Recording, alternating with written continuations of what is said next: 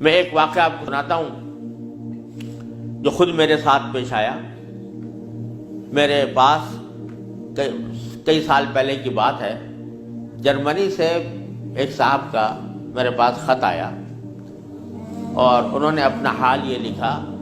کہ میں پاکستان میں تھا اور وہاں سے پھر میں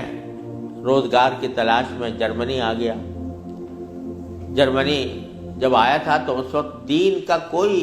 احساس میرے دل میں نہیں تھا، دین کی کوئی فکر میرے دل میں نہیں تھی. میں صرف دنیا کمانے کے لیے یہاں پر آ گیا تھا، تو نہ اپنے دین کی کچھ خبر تھی، نہ معلومات تھی، نہ اس پر عمل تھا.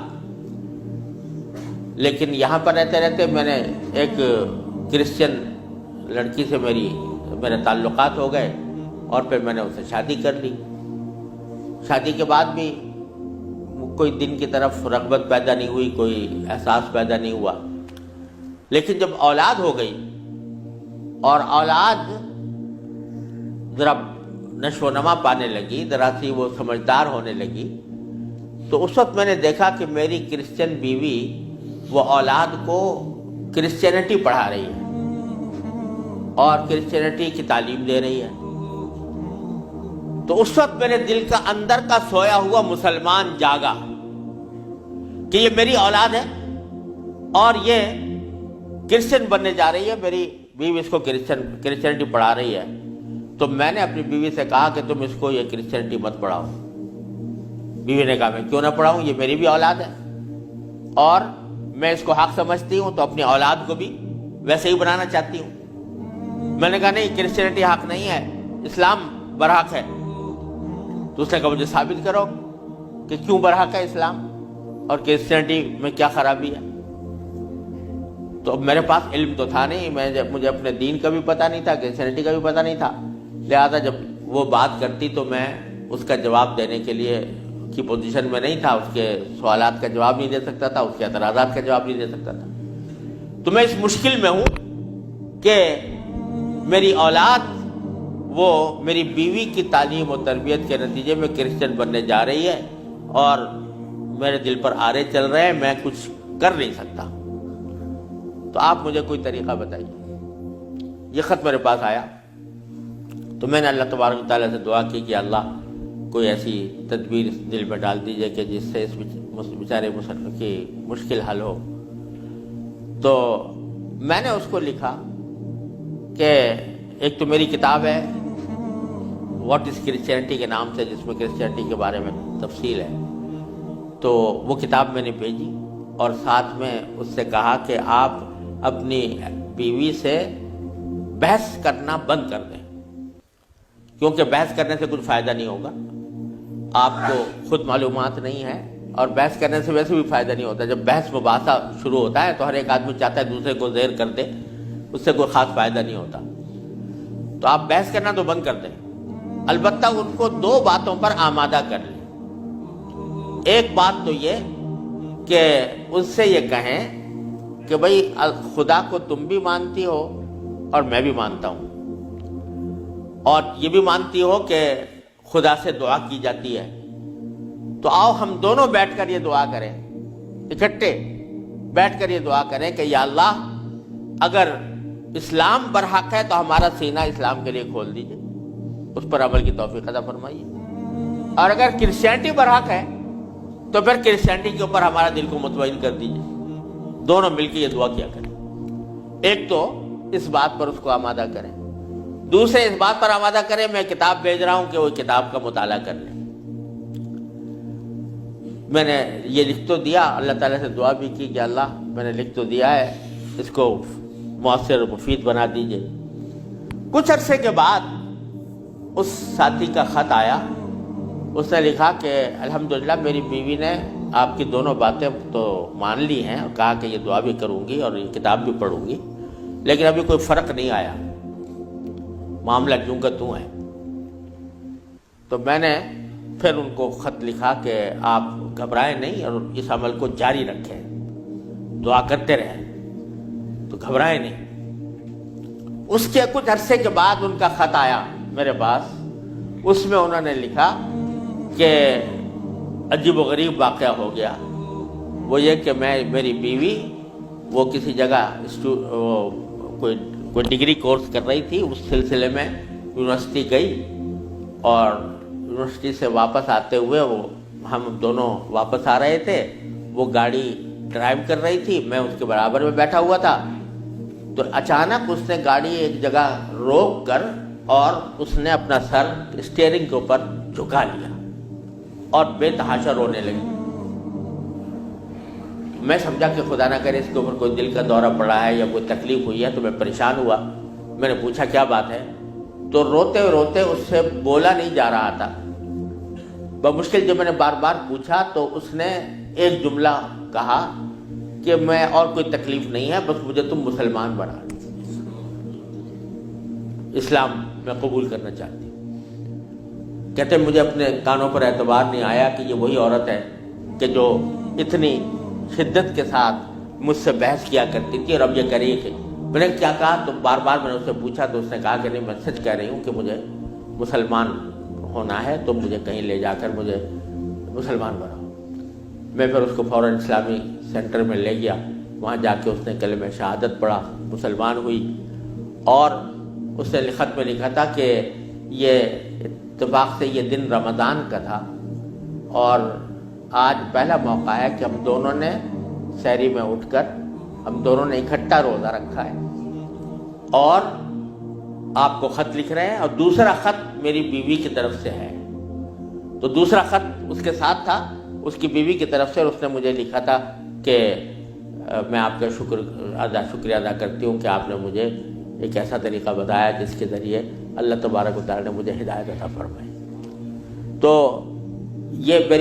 میرے خود اپنے ساتھ پیش آیا ہوا واقعہ ہے۔ اللہ تعالیٰ سے اگر ہدایت مانگی جاتی ہے وہ دعا رد نہیں ہوتی۔ یعنی بہت سی دعائیں جو ہم دنیا کے لیے مانگتے ہیں کہ یا اللہ ہمارا روزگار لگ جائے، ہماری دولت میں اضافہ ہو جائے، اس میں ضروری نہیں کہ اللہ تبارک و تعالیٰ وہی چیز دے دیں جو آپ نے مانگی ہے، اس لیے کہ بعض اوقات اللہ تعالیٰ کے علم میں ہوتا ہے کہ یہ چیز اس کو دیں گے تو اس کے لیے نقصان دہ ہوگی، کوئی اور چیز دے دیتے ہیں، اس سے اچھی چیز دے دیتے ہیں۔ بعض مرتبہ آدمی مانگتا ہے کہ مجھے